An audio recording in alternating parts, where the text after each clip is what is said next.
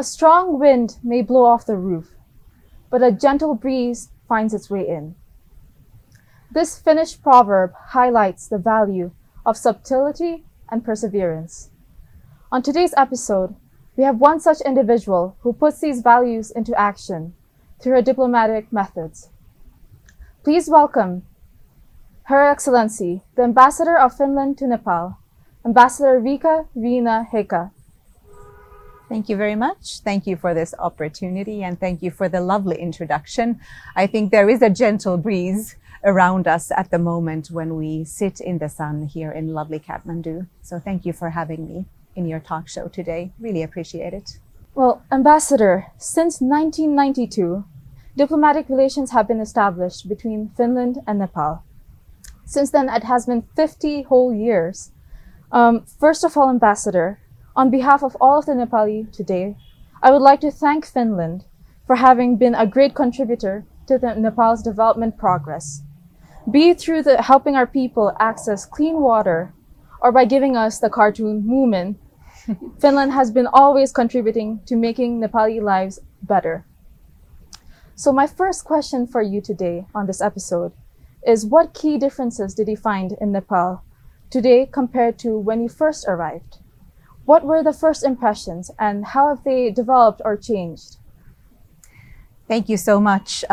It's been a great journey in Nepal as ambassador for the last 2.5 years.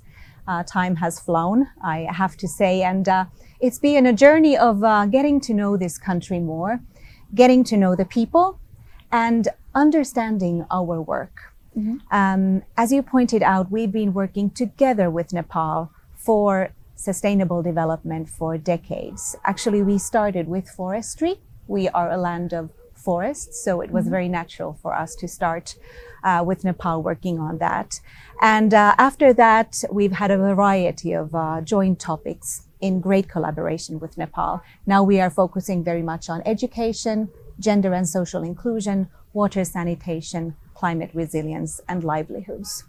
So it's been a great joint commitment to walk together with Nepal for 50 years of diplomatic relations. And I remember coming to this country, I visited before, but of course I knew the beauty of the nature.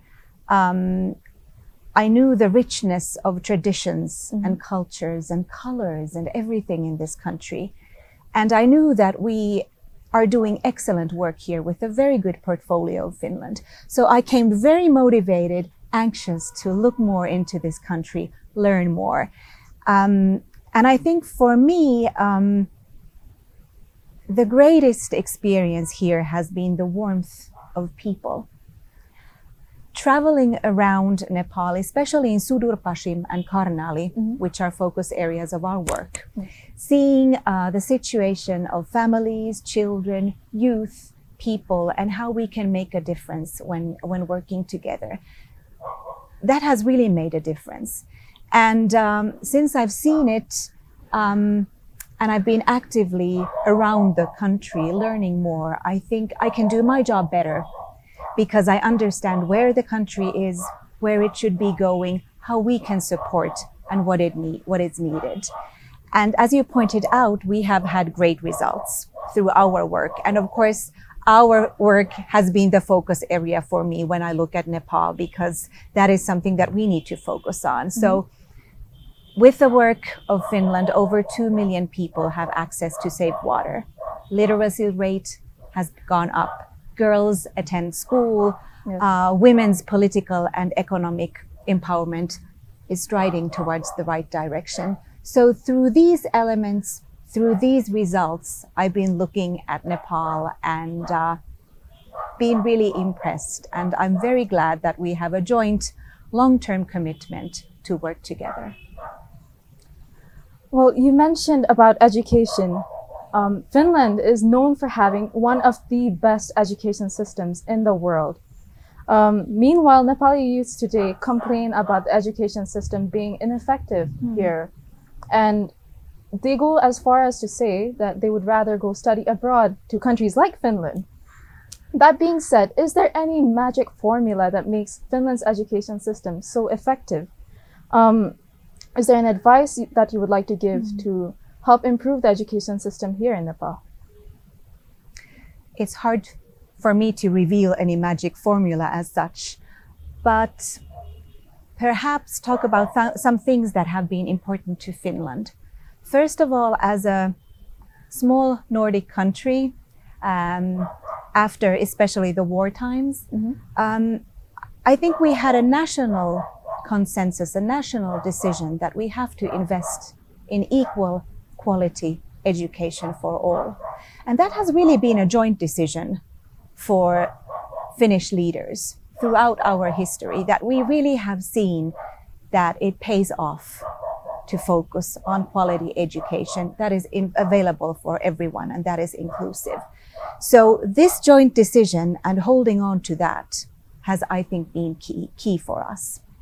In addition to that, the quality of education is in the very heart. I think, our education system is creative, innovative.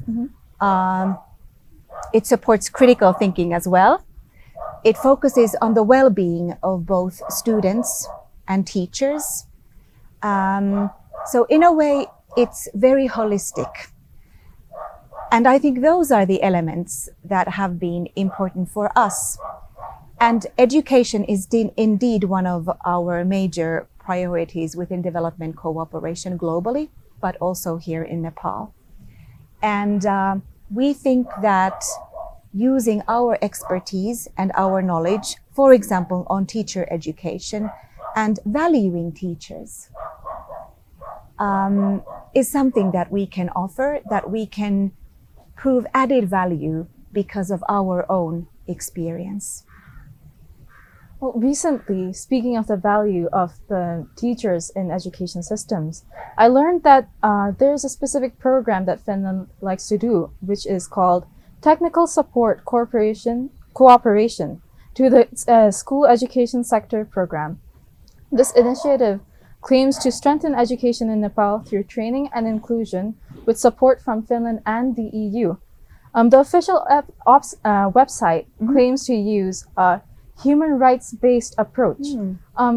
This is a very intriguing idea, a human rights-based approach. Could you please elaborate on what this means in practice? Very good question. Let me try to illustrate it a bit. Okay. Everything we do through our development cooperation is human rights-based approach.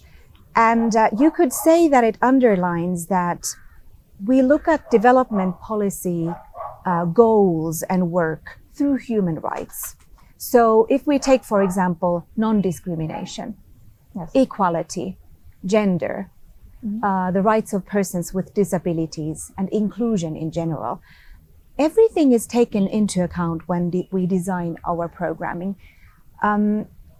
Because, when you work on development, you can do things in a mainstreamed way, you can have targeted actions, and you can do a lot of policy advocacy. So human rights is just built in as a fundament, as a basis. So for example, in everything we do, we look into a gender perspective. We look into participation. And one good example, I think, from a human rights-based approach is our work on disability rights. We don't work isolated. We work with the organizations of persons with disabilities themselves. And we take that into account in everything we do. For example, in water and sanitation, same with gender. In water and sanitation, we take into account, the needs of girls, also menstrual and hygiene management. So extremely important to us. So it's rather talking about linkages and the very basic elements, but I would say in a very natural way, because it's so much built into our programming. And same goes with actually education, as you mentioned. So we have this new teacher education project. Actually, it's called Texas, to sort of be sort of easier. I because wasn't aware of how to say the abbreviation. Yeah, the abbreviation is Texas, but as you said, it's focusing on quality teacher education, and we are joining hands with the EU. So both of us are funding this, and again together with the European Union, and focusing from the human rights-based approach to teacher education, again in a holistic manner, and focusing on what we think that we can bring added value as Finland, since we have knowledge and expertise on quality teacher education, both pre-service and in-service training. I hope this opens up the human rights-based approach. It's kind of this holistic interlinkages kind of approach on things that are fundamentally important to take into account. Are there any specific highlights of recent activities you have been doing with Texas? It just actually started. We launched it when our Minister for Trade and Development, Mr. Ville Tavio, visited Nepal last year, the end of last year. Yes. We actually launched the project. So it's a very new one. So at the moment, I don't have yet results from that specific program as such. But you have goals. We have goals, and we have been supporting generally the overall education sector, school sector plan of Nepal. And of course, the quality and teacher education has been part of our general support. Well, that sounds absolutely wonderful. The next question that I would like to ask you is with regards to an article you wrote way back in 2023. You had made the specific statement, quote, "Team Europe stands ready to help all Nepalis attain their maximum potential, regardless of whether they live in Kailali or Kathmandu," end quote. Could you elaborate a bit on what your take on maximum potential could mean for Nepalese citizens? What could it look like with the aid of Team Europe, and more specifically, how Finland would contribute to this? I think we look at that goal and the Team Europe very much on what we are doing through the 3 priority areas that I mentioned. So education, gender and social inclusion, and then water sanitation, climate resilience, and livelihoods. So we have 3 focus areas. And for us, I think one main thing, also a human rights-based approach question, has been that we have worked in a very remote areas, offering opportunities, for example, in Sudur Pashim and Karnali, and bringing in such programming that brings different angles. As I mentioned already from the water and sanitation sector, it's not just focusing on that, but it's focusing on the communities, it's focusing on women, it's focusing on disabled persons. So there are a lot of interlinkages in order to have good results. We are also teaming a lot with the European Union, and I think this makes a difference if you want maximum impact. You need very good strategic partners, and obviously Team Europe and Global Gateway are sort of key topics for the EU delegation and EU countries here. So we have joint programming, especially under teacher education, but also more local adaptation to climate change, more on agricultural value chains. So we are working together, pooling forces in order to make a maximum impact. This, I think, is one essence of Team Europe. You work together, not isolated, but together for synergies and for Nepal.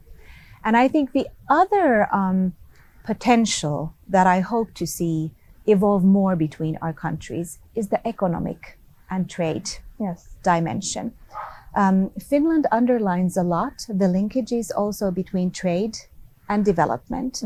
And we have also different instruments designed to boost that. For example, in Nepal, FinFund has investments, and they just introduced a new IT sector investments, focusing very much on connectivity. That was also late last year. We have Fin Partnership, that is kind of a matchmaking tool for Finnish and Nepali companies to look if they can work together. And we have also this instrument called the Public Investment Facility, which allows to look more into sort of also trade opportunities for Finnish companies. So I think when looking at the Team Europe approach and also Finland's own goals and also Nepal's wishes, when looking that Nepal will be graduating from the least developed country next year, I think the economic side, finding different kind of solutions, different angles to start also boosting more the economic opportunities between our countries. I think that is something that we also want to look when diversifying our relations with Nepal. And again, this is something that we are also joining hands with the EU in, for example, pitching in when EU organizes business forums and looking into these opportunities. So a combination of the development cooperation, joining hands, and then also looking to diversifying our relations and more the trade side of our excellent relations as well. Well, that is something truly admirable that you're doing together with the European Union. But another highlight of Finland specifically is the significant progress it has made as a country in reducing homelessness. Finland has had an impressive progress with this over the years through policies promoting the right to housing for everyone. On the other hand, Nepal has been recently having to deal with issues with regards to homelessness. There are homeless people in the temples like Pashupati. However, a recent rise, particularly in children as young as 6 years old, they are going to the streets during traffic standstills and they're knocking on the car doors. This is very risky for the children's lives, and to have such a state of the children to go as far as to beg for money says a lot about Nepal's economy. As Finland has been able to successfully use policies to tackle such issues, can you give any advice to Nepali governance to help tackle the issue of having homeless people having to go to the streets during traffic? Well, rather than giving advice, perhaps I can just mention a couple of factors that has made a difference in Finland. Yes. But also taking into account that our country is very different. But just to help you understand what our steps have been. Yes. First of all, we are a welfare state, which means that the state supports you and your family in different means. And one of the means for the welfare state is also affordable living, offering affordable living to people and focusing on affordable living to, for example, families with small children. So we have in place welfare structures that are in a way affecting also homelessness in a way that is not a huge phenomenon in Finland. We have homeless people. Of course, every country has them, but it's not, the volume is not massive in Finland. So I think the welfare structures and the affordable living and focusing on support to families and to children has really made a difference. And again, talking about a national commitment, I think tackling homelessness has been on the political agenda, political priority agenda for a very long time in Finland, and consistently there has not been gaps. So governments have really on a long-term basis been working so that the volume of homeless is not very high in Finland. And that has also made a difference, this joint commitment. And I think that, our mindset is built in a way that this is a question of human dignity. Yes. So we see it as a human dignity question that we as a welfare state have to address. And I think for us, this has been sort of the medicine in a way to solve it. But I have to admit that the welfare state and the different structures and the different support structures have been key. Yes. Well, that is something that we can definitely learn from.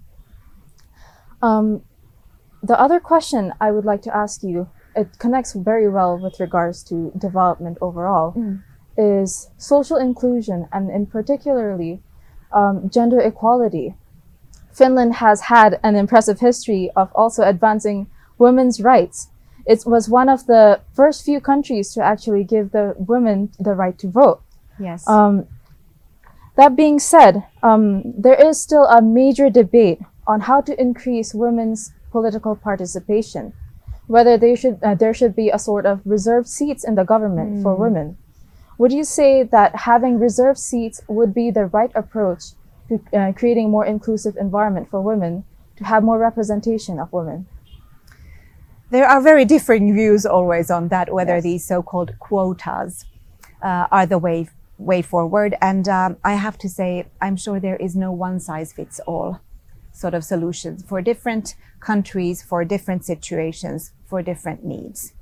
As you mentioned, just to step back a bit, as you mentioned, we have really invested in gender equality, Finland as a country, and the rights of women and girls. And I think there are two reasons. If you want a strong democracy, that is the only way. And if you want a strong economy, that is also the only way. So it only makes sense, both democracy and economy-wise, Yes. to really invest in gender equality. And it's very close to our heart, and also my heart personally, I mean, being a woman ambassador and, Yes. and sort of thinking of how I can also make a personal influence on gender equality.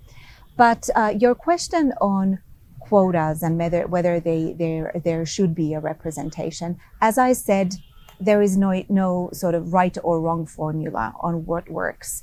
We are also using quotas. For example, we talk about more, a gender balance. Like, for example, if we set up governmental committees, there has to be a gender balance of both men and female. Yes. And I think for us, one push that we have given is the business life and the boards of huge companies. We are still dragging behind on how many women are in the boards and being in influential positions within the business. And in these kind of circumstances, these slots for representations can help. But then you have all other factors that kind of feed in as well. And when you talk about gender work, I think you have to look at it very holistically. Not only setting quotas is the solution, but also having other structures in place, for example, to women to participate fully in labor force. Yes. Focusing on care economy and unpaid care work, Yes. which is, I think, a global issue for women, or focusing on the pay gap, another global issue when you look at women's rights. So to try to sort of look into different opportunities and different instruments, different ways to promote a sort of gender balance is, I think, more the way than some, only designed factors from a certain angle. So I hope that this holistic idea would more or less be the approach. And also focusing on sort of the transformative side on gender work. This is something I like to talk about because in Nepal, together with UN Women, which is our major strategic partner on gender work here, we focus on transformative change. For example, when we look at socially harmful norms, how can we truly make change? And how can we influence, and what kind of data, what kind of methods, and what kind of ways to support and programming we should be doing in order to really make a change? Well, since you have mentioned your collaboration with UN Women, I have to say that Finland has effectively partnered with UN Women and the government of Nepal to eliminate harmful practices such as menstrual isolation, child marriage, dowry, and other forms of gender-based discrimination. What measures have specifically been taken to address these issues so far by Finland's contributions? Are you satisfied with the current extent of impact that Finland has been able to make on this? Well, I think we are trying our best. And as said, UN Women has been a long-standing strategic partner in Nepal for that reason. Again, pooling forces and working jointly in order to really bring a change. For us, our gender work, as I mentioned, means that we mainstream it to everything we do in order to make a true impact. So it's not isolated, but it's in all the programming we do, regardless of the leading topic of our programs. Yes. We also have targeted actions with UN Women, and then the policy influencing phase. About the targeted action, I would like to bring out this initiative, joint initiative with UN Women on storytelling. So storytelling is a sort of an initiative that we collect data from women around Nepal on socially harmful norms. We analyze the data, and then we support, for example, these self-help groups and women's group to be political or economically viable and empowered. And then we look into the lessons learned for the future, how to design our work as a donor better in order to actually meet the challenges that arise from the grassroots. And the storytelling initiative that aims to be transformative of nature and really address the harmful norms, I think is something that we are trying out here in Nepal with UN Women. Yes. And really learning from it and really addressing it, how could I say again, kind of the other way around, looking at the data, sort of allowing the data to emerge and then looking into our interventions. That is certainly a fascinating approach. Is it? Yes. And as you know about storytelling, generally, it makes a difference to us humans. Yes. And it's not always this, the stories that people tell you, it's very much about the process itself, not only the outcome. But you know that stories are most influential when you talk about work, when you talk about life, and it really leaves a memory lane. So also I think that the process of using storytelling also as a method in development cooperation is really valuable. Would you say that you are satisfied with the current extent of the impact that your contributions have been making on women's lives so far in Nepal? We still have a lot to do jointly, together with other development partners, together with the government of Nepal. We have homework back in Finland as well that we need to do in order to be better. But I think we are going to the right direction. But as we talk about Nepal's development and the upcoming graduation from the LDC country, from the developed country, I think one area of crucial importance that we need to focus on more is women's economic empowerment. Yes. The involvement of women in business in Nepal, especially young women, young business women, and their participation. And also, I think the political participation side focus perhaps more on the youth. Yes. Because youth like you are the future. And your voice is the one that we should be hearing when designing the future of our countries, and how to give the platforms for those voices of young leaders, be it politics, be it economy, be it social issues.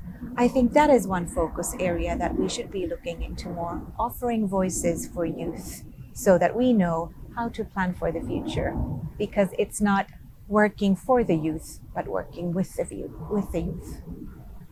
Well, that being said, you yourself are a woman and a role model for many young girls in the world today. As someone who is in such a high position diplomatically, internationally, do you have any advice you would like to give to the young girls who are watching this episode today? Any advice you would like to give on how they can achieve their dreams?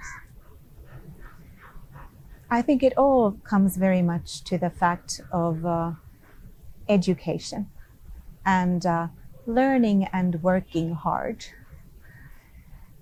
believing in yourself, and dreaming big. I think it's just a combination of those all, wherever in the world you are. I have been working hard, I have been learning hard, I have been believing in myself and dreaming big.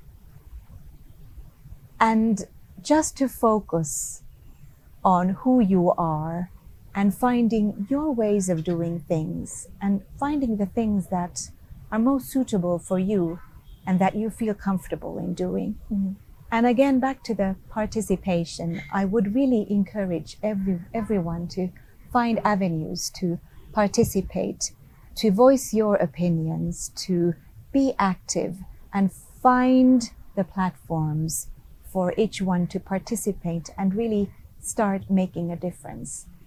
So again, there is no magic formula, but it's just, focusing on building yourself. Yes. And well, I think this is also one of the reasons that we are focusing on education, and especially education for all, to have these opportunities available to build your future.